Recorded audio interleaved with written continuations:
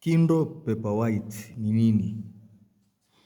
Hii ni tablet special kwa ajili ya kusomea vitabu. Na uzuri wa hii ni kwamba screen yake sio kama screen ya simu ya kawaida. Ni screen ambayo inaitwa electronic ink screen. Haina tofauti na karatasi. Yaani kama unavyoiona yani.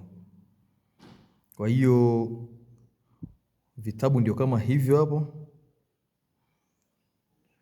Uzuri vitabu vyake unaweza ukavifungua, yani ukishavinunua kwanza bei yake ni rahisi kuliko unavyokwenda dukani, na ukikifungua yani ukikisoma hakina tofauti na karatasi ya kawaida.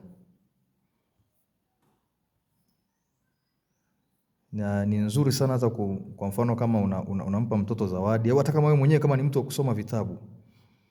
Yani unavyoisoma yani ni kwamba haichoshi macho.